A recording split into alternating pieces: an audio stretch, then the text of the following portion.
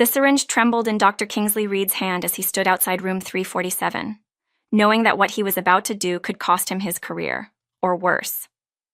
But the woman lying in that bed, with her warm brown eyes that still managed to smile despite her mysterious illness, had already cost him something far more dangerous: his heart. Inside that syringe was Prussian blue, the only antidote that could save her from the slow poison coursing through her veins. He'd found the plot 3 days ago. Now, at 2 a.m., he was about to commit what would look like the ultimate betrayal of medical ethics: administering an unauthorized drug to a patient without consent.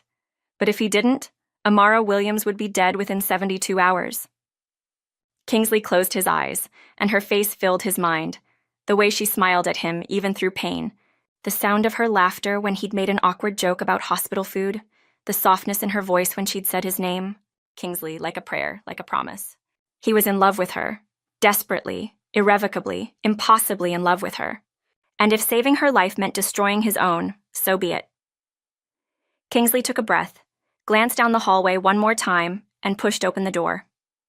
He didn't see Devin Williams waiting in the shadows, phone recording, ready to catch him in the act. But we are getting way ahead of ourselves. This story started 3 weeks earlier. But before we continue, an amazing shout out to some of our active subscribers who are always engaging our stories with love. Lisa Friday, who always follow every story on this channel, Sint Perpal from Miami, Florida, and Shola Ajibulu from Nigeria. We really love you, and you are so dear to our hearts. Who knows, you might earn a beautiful shout out in our next story if you actively engage with this one. Now let's go back to our story. Amara Williams had always believed in fairy tales, even as a 32-year-old marketing executive who should have known better. She believed in true love, in happy endings, in the kind of romance that made your soul sing. That's why she'd married Devin 5 years ago. Tall, charming, successful Devin, who'd swept her off her feet with rose petals and moonlit proposals. But fairy tales, she was learning, sometimes had monsters hiding in plain sight. Mrs. Williams? The voice was deep, professional, quietly gentle, like velvet over steel. I'm Dr. Reed. I'll be overseeing your care while Dr. Morrison is away. Amara looked up from her hospital bed, and the world seemed to tilt slightly on its axis. The man in the white coat was beautiful in an understated, almost scholarly way. Striking blue eyes behind wire-rimmed glasses that somehow made him look both intelligent and vulnerable, dark hair slightly disheveled as if he'd been running his hands through it, while lost in thought. He had the look of someone more comfortable with textbooks than people. But there was something in his eyes, a depth, a kindness that took her breath away. Another doctor, she managed to say, her voice coming out softer than intended. Her heart was doing strange things in her chest, fluttering like it had forgotten its purpose. I'm starting to collect you all. Kingsley Reed had seen thousands of patients in his 15 years of practice. He'd maintained perfect professional distance through tears, through gratitude, through every emotion the human condition could produce. He was an introvert by nature, more at home in research labs than at hospital social functions, more comfortable with silence than small talk. But when Amara Williams smiled at him, truly smiled, despite being sick and scared and uncertain, something in his carefully constructed walls didn't just crack, it shattered completely. She was breathtaking. Not just beautiful, though she was that, even pale and exhausted, there was something luminous about her. But it was more than that. It was the warmth in her eyes, the grace in the way she tried to make him feel comfortable, even though she was the one in the hospital bed. It was the way her presence filled the room like sunshine breaking through clouds. Kingsley felt his heart stutter, his carefully rehearsed introduction evaporating from his mind. Well, let's see if we can figure out what's going on and get you out of this collection business, he said softly. Get it together, Reed, he told himself. She's a patient. She's married. This is completely inappropriate. Scent of her perfume, something floral and warm that made him think of spring mornings and new beginnings. He scanned the medications, the test results, the treatment plan, and that's when he saw it. A slight discrepancy. The dosage of her blood pressure medication was unusually high for someone her age and weight. And there was another prescription, an anticoagulant, that seemed unnecessary given her condition. Dr. Morrison prescribed these? He asked, keeping his voice carefully neutral. I think so? Amara's brow furrowed. Everything's been such a blur. My husband Devin usually talks to him. I just want to feel better. Your husband is very involved in your care? He's been wonderful, Amara said, and something in her voice caught a hesitation. A tiny crack in the perfection. He's here every day. He talks to the doctors more than I do. She paused, her fingers twisting the blanket. He keeps asking about my life insurance. Says he's just making sure everything is in order in case. Her voice trailed off, and she laughed nervously. I'm probably being paranoid. He's just being prepared. That's what he always says. Be prepared. Red flags began waving in Chris's mind. Years of experience had taught him to trust his instincts, and his instincts were screaming. About 6 months ago, right after I updated my policy, the payout is substantial. But that's not, he loves me. He's just worried. She said it like she was trying to convince herself. Of course, Chris said softly, making another note. I'd like to run some additional tests, just to make sure we're not missing anything. Over the next week, Kingsley found himself spending more time in room 347 than any other. He told himself it was due diligence. A patient with an unclear diagnosis required thorough attention. But he knew deep in his bones that he was lying to himself. Every morning he'd stand outside her door for just a moment, gathering courage like a teenage boy about to ask a girl to dance. His heart would race, his palms would sweat, and then he'd push open the door, and she'd look up at him with those warm brown eyes, and the whole world would make sense again. Amara was sunshine in human form. Despite feeling awful, she asked about his day with genuine interest. She laughed at his quiet, dry humor, really laughed, with her whole body, in a way that made him want to spend his life collecting those sounds. She talked about her dreams, wanting to start her own business, maybe write a book, travel to all the places she'd pinned on her vision board, but never seemed to have time for. And Kingsley, who usually struggled with conversation, who preferred the safety of silence, found himself opening up to her in ways he never had with anyone. He told her about his research, his love of classical music, the mystery novels he read to unwind. He told her about growing up shy, about choosing medicine because healing people didn't require being good at parties. He told her things he'd never told anyone. She listened like his words were precious. She remembered details. She asked follow-up questions days later. You mentioned Chopin last week, she said one afternoon, her voice soft. Kingsley's breath caught. No one had ever said anything like that to him before. He adjusted his glasses, a nervous habit, not trusting himself to speak. That was probably weird, Amara said quickly, misreading his silence.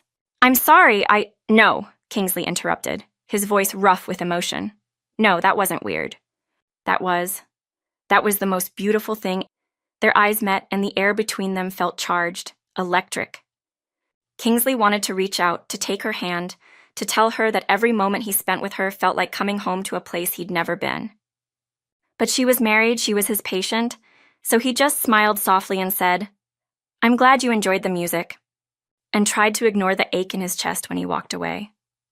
At night, alone in his apartment, Kingsley would stare at the ceiling and let himself imagine. Where he could hold her, kiss her, wake up beside her every morning. You're being ridiculous, he'd tell himself. You barely know her. This is a crush, not love. It will pass. But it didn't pass. It grew stronger every day, every conversation, every smile she gave him. And Kingsley knew, with a certainty that terrified him, that he would never feel this way about anyone else. Amara was his once in a lifetime, and she belonged to someone else. Devin says I should focus on getting better first, she mentioned one afternoon, a shadow passing over her beautiful face. He's probably right. He usually is. What do you say? Asked quietly, and the question felt heavier than it should. Amara looked at him, really looked at him, and for a moment the room felt impossibly small. I say I've spent a lot of time listening to what other people think I should do. Their eyes held. He looked away first, adjusting his glasses, a nervous habit. Amara, he said carefully, his voice gentle as always. Is everything okay? At home, I mean? She was quiet for a long moment, and when she finally spoke, her voice was small, vulnerable in a way that made Kingsley want to gather her in his arms and promise her that everything would be all right. Do you ever have this feeling that something's wrong, but you can't put your finger on it? Like you're seeing puzzle pieces that don't quite fit, but you're too afraid to look at the whole picture? Devin's been different lately, more attentive but in a strange way. He brings me to all my appointments, speaks for me, insists on handling all my medications. He's updated our wills twice in the past 3 months. She laughed, but there was fear in it. And that insurance policy? He brought the agent to the hospital last month, said we needed to increase the death benefit just to be safe. $2 million safe. Her hands trembled, and Kingsley reached out instinctively, covering them with his own. The touch sent electricity through both of them, a jolt of connection so powerful that they both froze. Kingsley should have pulled away, should have maintained professional boundaries. But Amara's hands were cold and shaking, and the thought of letting go felt impossible. What kind of person am I suspecting my own husband? Her voice cracked, tears welling in her eyes. He's been nothing but devoted. He comes every single day. He tells me he loves me. And What? Kingsley prompted gently, his thumb unconsciously stroking the back of her hand. I don't feel anything when he says it anymore, Amara whispered, and a tear slid down her cheek. Or if I'm just scared. The words hung in the air between them. Kingsley's heart stopped, then started again, pounding so hard he was sure she could hear it. Amara, he breathed, and her name on his lips was a caress, a confession, everything he couldn't say. I'm sorry, she said quickly, trying to pull her hands away. That was inappropriate. You're my doctor. I'm married. I shouldn't have. Amara, Kingsley said again, holding her hands gently but firmly. What does your gut tell you? About Devin. She looked at him for a long moment, and something passed between them. An understanding, a recognition, 1,000 unspoken words. Tears welled in her eyes. That I'm terrified, and I don't know if I'm being crazy or if... She couldn't finish the sentence. Then the door opened. Devin Williams was exactly what Reed expected. Expensive suit, practiced smile, the kind of handshake that tried too hard to prove dominance. He was handsome in a calculated way, like someone who'd studied what women found attractive and manufactured it. Dr. Reed, is it? Devin said, positioning himself between Kingsley and Amara's bed. His hand rested on Amara's shoulder, possessive. I wanted to discuss my wife's treatment plan. Dr. Morrison and I had a very specific protocol established. Of course, Kingsley said quietly. I actually had some questions about her current medications. Something flickered in Devin's eyes. Dr. Morrison assured me this was the best course of treatment. I'm sure he did. I'd just like to understand his reasoning. Darling, Devin said, turning to Amara with a smile that didn't reach his eyes. You look tired. Why don't you rest while Dr. Reed and I discuss your care? It was the way he said it, less suggestion, more command, that made Kingsley's jaw tighten. Actually, I prefer to discuss treatment with my patients present, he said firmly, though his voice remained quiet. The two men stared at each other, and Amara, watching from her bed, felt that chill again. Deeper this time. After Devin left, Kingsley sat in his office for a long time, staring at Amara's chart through blurred vision. The pieces were falling into place. The suspicious medications, Devin's behavior, the life insurance. But all Kingsley could think about was the way Amara had looked at him, the things she'd almost said, the electricity that had sparked between them when he touched her hand. The knowledge should have terrified him. Instead, it filled him with a fierce, protective rage. If Devin was doing what Kingsley suspected, if he was hurting Amara, manipulating her, slowly killing her for money, then Kingsley would stop him. Whatever it took, not because she was his patient, because she was his. In his heart, in his soul, in every way that mattered, Amara Williams was his, and he would move heaven and earth to keep her safe. Even if he could never tell her, even if she could never be his in reality, even if this love destroyed him. He picked up the phone and called Dr. Kate Anderson, a superior. They met in her office after hours. Kingsley laid out everything. The suspicious medications, Devin's behavior, the life insurance, his instincts screaming that something was deeply wrong. Dr. Kate Anderson listened, her expression growing darker. When he finished, she was quiet for a long moment. Morrison, she finally said. I've suspected him for years.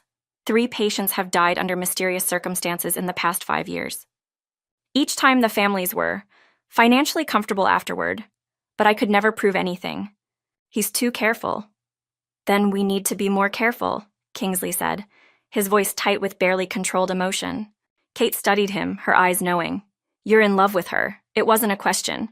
Kingsley looked away, jaw clenched. That's not relevant. Kingsley, Kate said gently. I've known you for over a decade. I've never seen you like this. You look like you haven't slept in days. Your hands are shaking. This is more than professional concern. She's married, Kingsley said, his voice breaking slightly. She's my patient. It doesn't matter what I feel. It matters because it's clouding your judgment. You need to be careful. I am being careful, Kingsley interrupted. I've run every test. I've documented everything. I've followed protocol. My feelings for her don't change the fact that someone is trying to kill her, Kate. They just change how much I care about stopping it. Kate was quiet for a moment. What do you need from me? Help me save her, please. Over the next 3 days, Marcus worked with a toxicologist he trusted. The results confirmed his worst fears. Amara was being poisoned with thallium, a heavy metal that caused the exact symptoms she was experiencing. In therapeutic-looking doses, it was killing her slowly. There's an antidote, the toxicologist said. Prussian blue, but you'd need to administer it soon. Within days, the damage will be irreversible.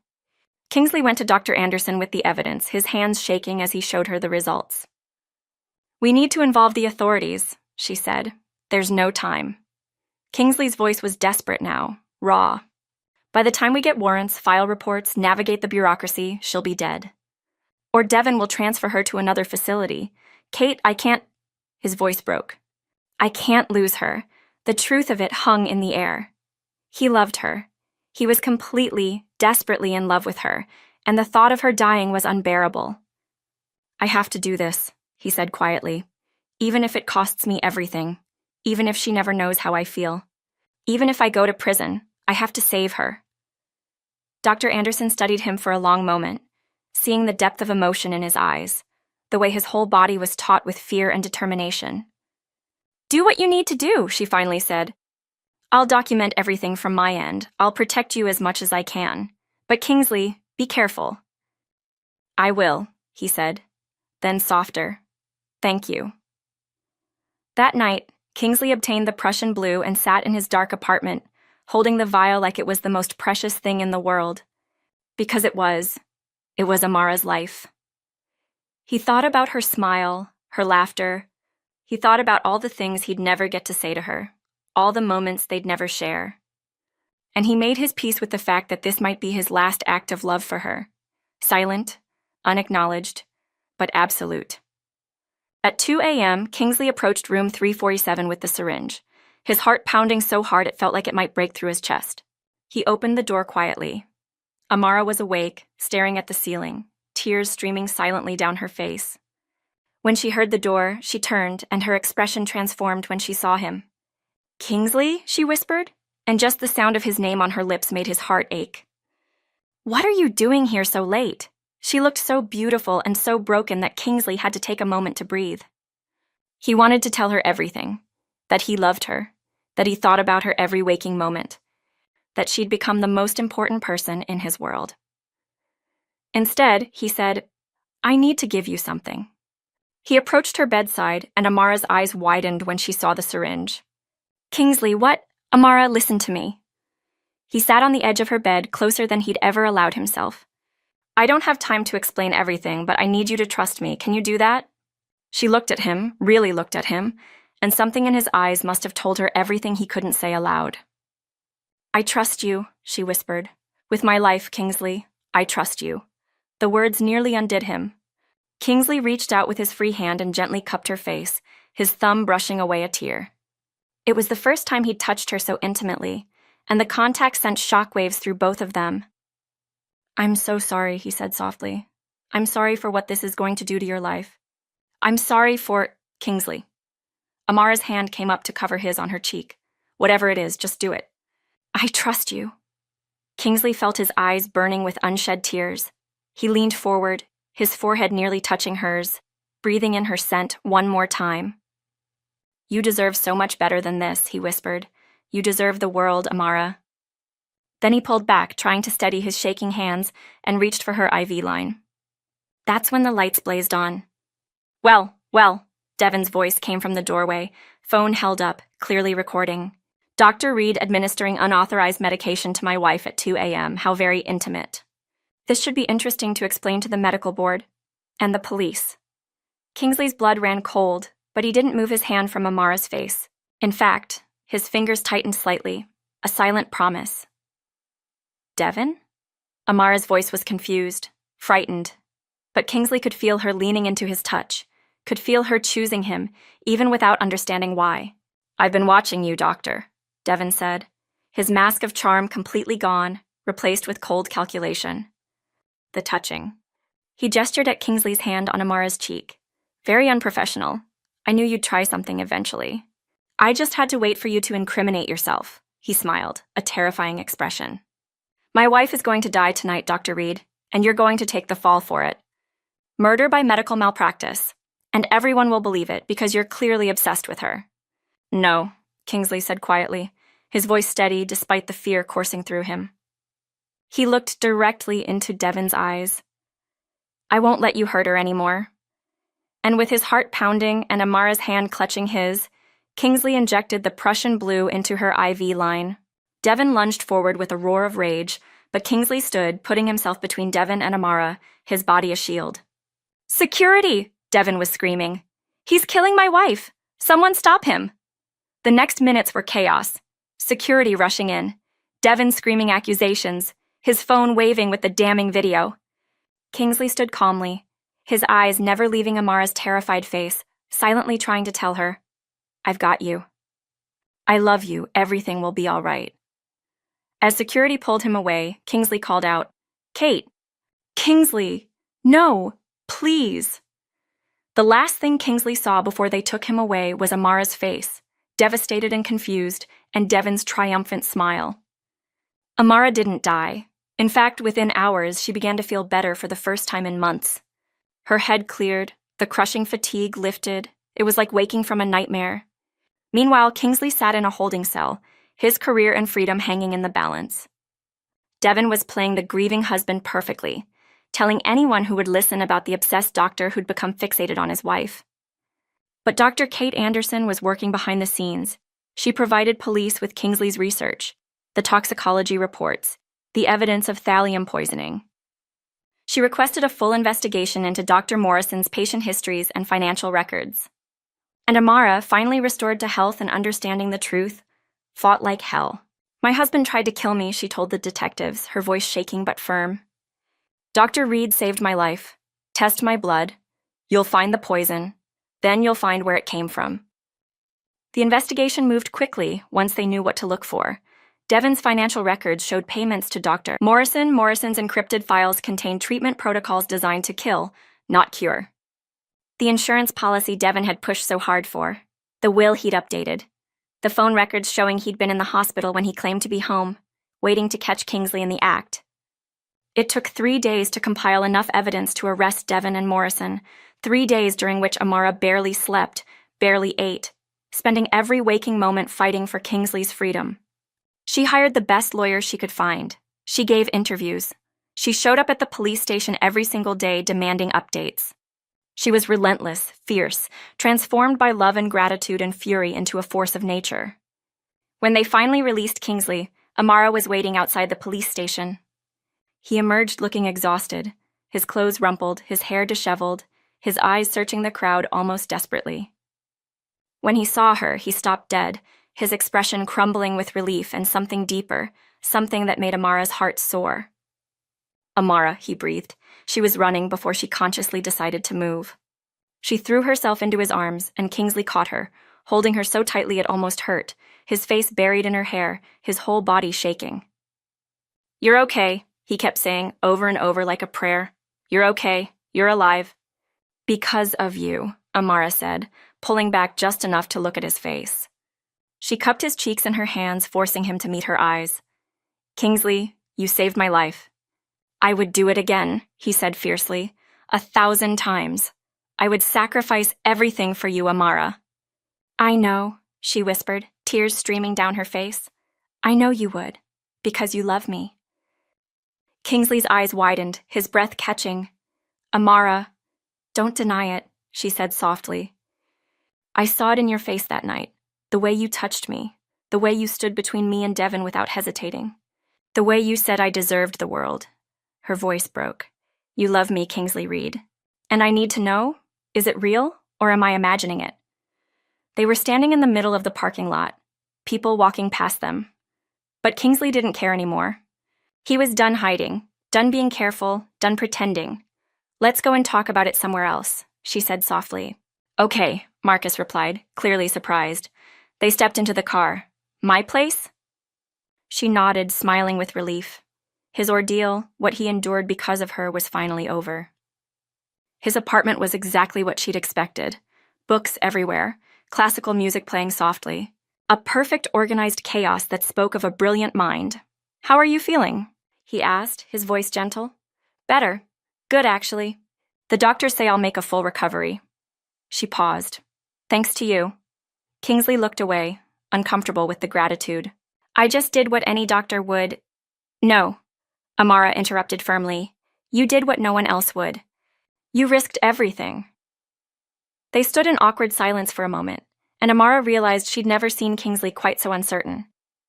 He was usually calm, composed, if quiet, but now he seemed almost nervous. Kingsley, she said gently, can we sit down? I need to talk to you about this. They sat on his couch, Kingsley keeping a careful distance, hands clasped in his lap. I've been thinking a lot over the past 2 weeks, Amara began, about everything that happened. About trust and love, and how I missed all the signs with Devin. Kingsley started to speak, but she held up a hand. But I've also been thinking about you, about how you looked at me in that hospital room, the way you'd linger after checking my vitals, how you'd adjust your glasses whenever you were nervous around me, the way your voice would soften when you said my name. Kingsley's eyes widened slightly, and a flush crept up his neck. Amara, you're in love with me, she said simply. Aren't you? Kingsley looked like he wanted to disappear into the couch cushions. He opened his mouth, closed it, then finally sighed. Is it that obvious? He asked quietly. To me, yes. To everyone else? She smiled. They probably think you're just a dedicated doctor. But I see you, Kingsley. I see how you are with other patients, professional, kind, but distant. With me, you were different. You were present. I crossed so many lines, Kingsley said, his voice barely above a whisper. You were married? You were my patient? You shouldn't have fallen in love with me? Amara asked gently. Kingsley, you can't control who you love. You can only control what you do about it. And what you did was save my life. You never acted inappropriately. You just cared deeply. Kingsley was staring at his hands. What are you saying, Amara? She took a breath. I'm saying that I've spent 2 weeks trying to figure out what I feel, and I realized something. When I think about my future, about rebuilding my life, about all the things I want to do, you're there. In every version. Not because you saved me, but because of who you are. She reached out, gently taking his hand. He looked up and she saw vulnerability in his eyes that made her heart ache. I'm saying that I think I'm falling in love with you too, she whispered, if you'll have me. A divorced woman with trust issues and a very dramatic past. Kingsley's eyes searched her face. Amara, you've been through trauma. You're vulnerable. I don't want you to confuse gratitude with... Don't, she said firmly. Don't tell me what I'm feeling. I know the difference between gratitude and love. I'm grateful to the nurses who took care of me. I'm grateful to Dr. Kate for believing in you. But what I feel for you is different. When I look at you, I feel safe. Not because you're my protector, but because you see me. Really see me. And you still think I'm worth something. When you smile, which isn't often enough, it's like the whole room gets brighter. I love how quiet you are, how thoughtful. I love that you're more comfortable with books than people. I love that you risked everything, not because you expected something in return, but because it was the right thing to do. Tears were sliding down her cheeks now. So yes, Kingsley Reed, you're in love with me. And I'm in love with you. And I need to know if you're brave enough to take a chance on us. For a long moment, Kingsley just looked at her. Then slowly, he reached up and gently wiped away her tears. I've spent my whole life being careful, he said softly, calculating risks, avoiding complications. And then you smiled at me in that hospital room, and every careful plan I'd made went out the window. I love you, Amara. I love your strength, your resilience, the way you still find reasons to smile even after everything you've been through. I love how you draw me out, make me talk, make me feel less alone in the world. But I'm terrified, he admitted. Terrified of hurting you. Terrified of this being too fast, too complicated. Terrified that one day you'll wake up and realize you deserve someone better. Amara cupped his face in her hands. I deserve someone who loves me. Someone who sees me as an equal, not a possession. Someone who makes me want to be braver, to dream bigger. That's you, Kingsley. So are you brave enough? She asked again. Kingsley smiled, truly smiled, in a way she'd rarely seen. For you? Yes. He kissed her then, gentle and tentative at first, then deeper as she pulled him closer. It was a kiss that tasted like hope and new beginnings and the promise of something real. When they finally pulled apart, both breathless, Amara laughed, a sound of pure joy. So what now? Kingsley asked. Now we take it one day at a time, Amara said. We build something real, something honest, something that's ours. I like that plan, Kingsley said softly. Good, Amara replied, snuggling into his side, because I'm not going anywhere. The next months were healing for both of them. Amara filed for divorce, started therapy, began rebuilding her life. Kingsley faced a medical board review but was ultimately vindicated with Dr. Anderson's testimony and the evidence proving he'd acted to save a life. They took things slowly, learning each other outside the intensity of crisis. Kingsley took her to quiet restaurants where they could talk for hours. Amara dragged him to art galleries and made him dance in his living room to terrible pop music. They cooked together, laughed together, held each other through nightmares and grief. And slowly, Amara learned what it felt like to be truly loved. Kingsley was patient with her fears, understanding when she needed space, steady when she needed reassurance. He never made her feel guilty for the time it took to heal, never rushed her, never demanded more than she could give. He loved her with a quiet intensity that took her breath away. He loved her in the way he listened when she talked about her business dreams, in the way he held her when she cried, in the way he looked at her like she hung the stars, and Amara loved him back with everything she had. She loved his brilliant mind and his shy smile. She loved the way he got lost in his research and the way he made terrible jokes that made her laugh anyway. She loved how safe she felt in his arms, how seen she felt in his presence. One evening, 8 months after the arrest, they were sitting on Kingsley's couch, classical music playing softly. Amara curled against his side reading while he worked on a research paper. It was perfectly ordinary. Perfectly peaceful, perfectly them. Amara looked up at him, watching the way his brow furrowed in concentration, the way he absently pushed his glasses up his nose, and felt her heart overflow with love. Kingsley? He looked down at her, his expression softening immediately, the way it always did when he looked at her. Marry me. Kingsley's eyes widened, his hand freezing midair. What? Amara sat up, turning to face him fully, taking his hands in hers. I know it's supposed to be the other way around. I know you're probably planning some sweet, thoughtful proposal, but I can't wait anymore. I love you. I want to spend the rest of my life with you. So, marry me? For a moment, Kingsley just stared at her, his eyes shining with emotion. Then he laughed, a sound of pure joy and disbelief. I've had a ring for 2 months, he admitted, reaching into his desk drawer and pulling out a small velvet box. I've been trying to figure out the perfect way to ask you, how to make it special enough, romantic enough. This is perfect, Amara interrupted, tears streaming down her face. This is us. No grand gestures, just us being honest about what we want. Kingsley opened the box, revealing a simple, elegant ring that was so perfectly her it made her cry harder. Then yes, he said softly, smiling through his own tears. Yes, I'll marry you, Amara. 1,000 times yes. He slipped the ring on her finger, and they kissed, soft and sweet and full of promise. I love you, Amara whispered against his lips. I love you too, Kingsley replied. Always.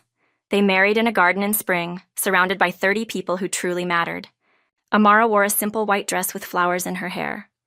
Kingsley wore a suit and a smile that never wavered, though his hands shook slightly as he held hers. When it came time for vows, Kingsley took a deep breath, and when he spoke, his voice was thick with emotion. Amara, I've spent most of my life comfortable with silence. I'm not good with words, not good at expressing what I feel. But you've taught me that love deserves to be spoken out loud, even when it terrifies me. His hands tightened around hers. The night I stood outside your hospital room determined to save you, I knew I was probably destroying my life. My career, my freedom, everything I'd worked for, and I didn't care, because the thought of a world without you in it was unbearable. His voice broke slightly. I would make that choice again, 1,000 times, because you, Amara Williams, are worth everything. You're worth every risk, every sacrifice, every moment of fear. You came into my life when I least expected it, and you changed everything. You made me believe that love isn't just something that happens in books. You made me want to be braver, to take chances, to live instead of just exist. Tears were streaming down both their faces now. I promised to be your partner in all things. I promised to listen when you speak, to hold you when you cry, to celebrate your victories and stand beside you in your struggles. I promised to love you not just in the big moments, but in the quiet ones too. In the mornings when we're drinking coffee, in the evenings when we're reading together, in every ordinary Tuesday for the rest of our lives. I promised to never make you small to make myself big. I promised to honor your strength, to support your dreams, to remind you every single day how extraordinary you are. His voice grew softer, more intimate. You survived the unsurvivable, my love. And now, I promise to spend the rest of my life making sure you don't just survive, you thrive. You soar. You become everything you were always meant to be. I love you beyond words, beyond reason, beyond anything I thought possible. You are my home, my heart, my everything, and I am honored, so profoundly honored to be yours. There wasn't a dry eye in the garden. Then Amara spoke, her voice strong despite her tears. Kingsley, 1.5 years ago, I didn't know if I'd live to see this day. I was trapped in a nightmare, slowly dying, thinking I was losing my mind. But standing here now, I realize that surviving was just the beginning. Living, truly living, started when I met you. You didn't just save my life. You showed me what it means to be truly seen and loved. Not for who someone wants me to be, but for who I am. You showed me that love isn't about possession or control. It's about partnership and trust and choosing each other every single day. Her voice grew tender. You love me in the quietest, most beautiful ways. In the way you make my coffee exactly how I like it. In the way you listen to me ramble about my business ideas for hours. In the way you hold me when the nightmares come. In the way you look at me like I'm the most important person in your world. I promise to love you with my whole heart. I promise to draw you out when you're too much in your head, and to give you silence when you need it. I promise to honor your beautiful, brilliant, introverted soul. I promise to build a life with you that honors both of us, your careful thoughtfulness and my impulsive dreams. Thank you for seeing me when I couldn't see myself. Thank you for believing in us when it seemed impossible. Thank you for being brave enough to risk everything for love. For me. Her voice broke with emotion. I love you, Kingsley Reed. Today, tomorrow, every day for the rest of my life. You are my hero, my partner, my home, and I promise to spend forever reminding you how extraordinary you are. When the officiant pronounced them married, Kingsley pulled Amara into a kiss that was tender and deep and full of all the love they'd been too scared to express in the beginning. It was a kiss that tasted like tears and joy and forever. Their first dance was to At Last by Etta James. Kingsley held her close, his face buried in her hair, swaying gently to the music. Happy? Amara whispered. More than I ever dreamed possible, Kingsley replied, pulling back to look at her face. Sometimes I still can't believe you're real, that this is real. Believe it, Amara said, touching his cheek tenderly. You're stuck with me forever now, Dr. Reed. There's nowhere else I'd rather be, he said softly, and kissed her again. Later, as the sun set and fairy lights twinkled in the trees, they stood together watching their friends and family celebrate. Kingsley's arms wrapped around Amara from behind, his chin resting on her shoulder. Do you remember that day in the hospital? Amara said quietly. When you asked me what I wanted? I remember, Kingsley murmured. I wanted to travel, to write a book, to build something of my own. To live, really live. She turned in his arms to face him. But more than any of that, I wanted to feel this. This feeling right here, like I'm home, like I'm exactly where I'm supposed to be. Kingsley's eyes shone with tears. You are home, my love, with me, always. Always, Amara agreed, and kissed her husband under the stars. Around them, Dr. Kate Anderson raised a glass in toast to the couple who'd defied every odd. Their friends laughed and danced and celebrated love that refused to die. And Kingsley, holding his wife, knew that he would never doubt miracles again. Because Amara was his miracle. This love was his miracle, and every day with her was a gift he would never take for granted.